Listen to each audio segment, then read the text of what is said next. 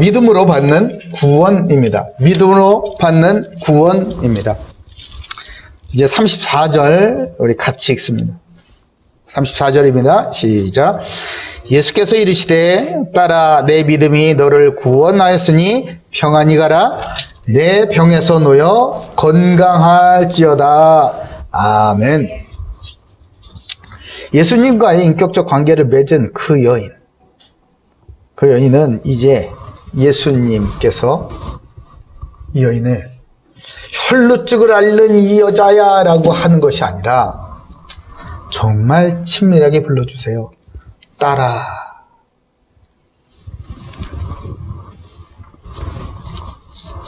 오늘 말씀을 듣는 중에 저와 여러분을 내 딸아, 내 아들아 이렇게 부르시는 예수님의 다정하고 따뜻한 음성을 저 영혼의 심연에서부터 들으실 수 있는 응답이 있기를 바랍니다. 예수님은 그 여인에게 내 믿음이 너를 구원하였다라고 이렇게 말씀해 주셨어요. 옷자락을 만진 그 행위가 아니라 믿음 말입니다. 믿음. 그 행위가 아니라 믿음 말이에요. 제자들은 행위만 봤어요. 그러나 예수님은 믿음을 보셨던 것입니다. 믿음은 질병으로 인한 고통과 절망 속에서 세상으로부터 고립돼 왕따처럼 그렇게 살고 있었던 그 여인을 용감하게 수많은 인파 속을 헤집고 들어와서 예수님의 옷자락에 손을 내미는 그런 결단력 있고 대담한 행동의 원동력이 되었던 것입니다. 믿음이 없는 사람은 그래서 비겁하다 그러는 거예요. 믿음이 없는 사람이 혁신을 할 수가 없는 거예요. 믿음이 없는 사람이 과감한 시대를 바꿀 만한 도전을 할 수가 없는 것입니다. 믿음은 곧 능력입니다. 믿음은 모든 상황을 정의롭게 돌파하게 합니다. 믿음은 그리스도 안에서 하나님의 능력이 삶을 통해 나타나게 합니다. 믿음은 질병에서 구원하고 가난에서 구원하고 중독에서 우리를 구원하며 죄에서 구원하여 자유케 합니다.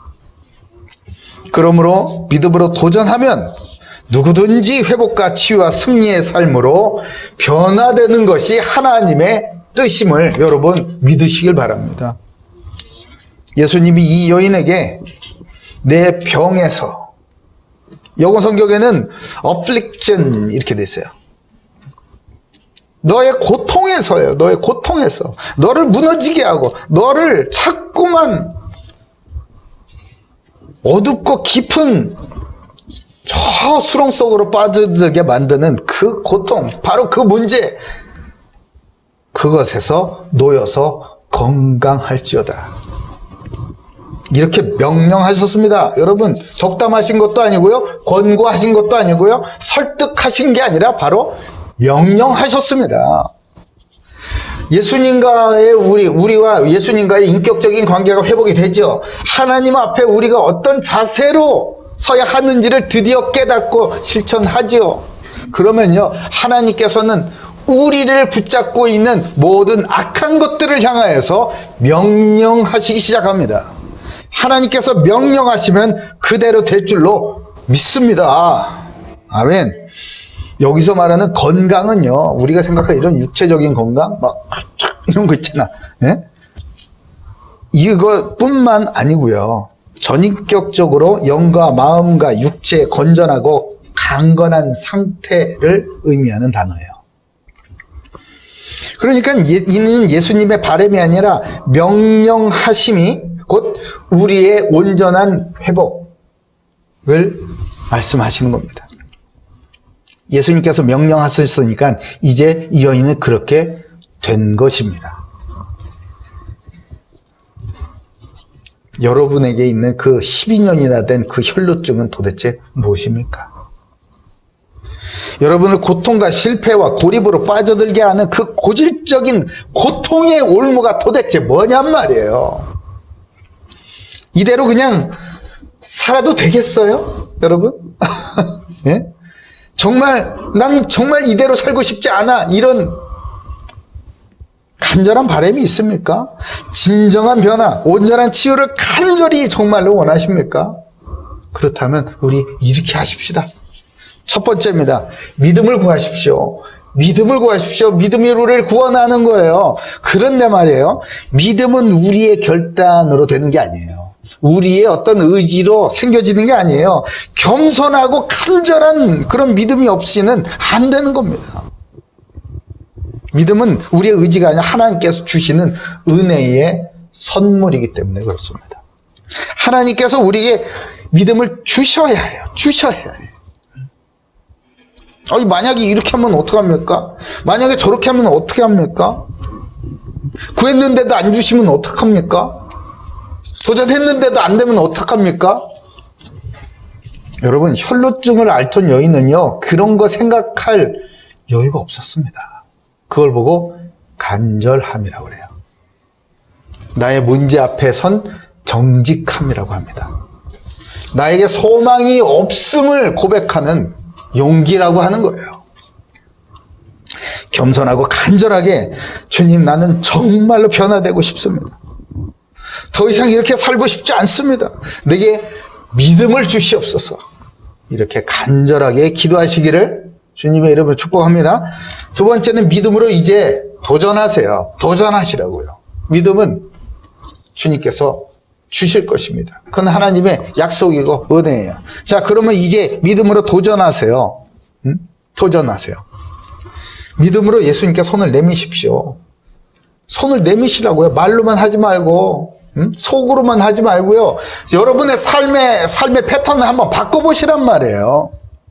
이전에 전혀 이 혈루증을 앓던 여인이 전혀 할 수 없었던 그런 행동들, 믿음의 행동들, 사람들의 군중 사이로 막 과감하게 끼어들어가는, 그리고 주님 앞에 손을 과감하게 내미는, 이제까지 나한테 익숙해져 있고 매너지즘에 빠져있는 그 삶의 패턴을 완벽하게 이렇게 과감하게 벗어나 보시란 말이에요. 믿음이 있으면요, 도전할 수 있습니다. 믿음은 능력이기 때문에 우리에게 혁신으로 이끄는 거예요. 헨리 콜코트는 아무도 근심, 걱정, 두려움 때문에 움직이지 못할 때에 믿음으로 찰스 브론딘의 등에 엎였습니다. 세 번째입니다. 이제 언약을 붙잡으십시오. 언약을 붙잡으세요. 믿음의 행동은 우리가 해야 할 일이지만요, 그 믿음을 이루시는 것, 그것은 하나님의 능력인 것입니다. 우리의 능력이 아니에요. 우리에게 주신 이 믿음을 실제화하고 이루시는 것, 성취하시는 것은 바로 하나님의 능력인 것이에요. 나이아가라 폭포를 건넌 것은 찰스 브론딘의 능력이지 헨리 콜코트의 그 능력이 전혀 아님을 우리는 이미 알고 있습니다. 믿음으로 도전하였다면 이제 구원의 축복을 누리십시오. 구원의 축복이 뭐죠? 언약 붙잡고 편안히 삶의 현장으로 들어가는 거예요. 내게 주신 이 언약을 하나님께서 분명히 이루실 것이다. 그러면서 나의 거룩함을 지켜가는 것입니다. 하나님의 부르심을 받은 하나님의 자녀답게 살아가는 것이에요. 우리를 거룩하게 하는 것은요, 우리의 실력이 아니라 하나님께서 우리에게 주신 언약이기 때문에 그렇습니다. 서둘 것도 없어요. 무리할 것도 없습니다. 다시 한번 말씀드리지만 우리에게 주신 그 언약을 성취하시는 것은 하나님의 능력이지 우리의 실력이 아니기 때문에 그렇습니다. 우리는 믿음으로 그저 묵묵히 따라가고 지속하기만 하면 되는 거예요. 그저 그리스도 안에서 내게 주신 언약을 붙잡고 평안한 가운데 가게만 하면 되는 것입니다. 예수님께서 그래서 따라 평안히 가라. 믿음의 길을 꾸준히 이어가시길 바랍니다.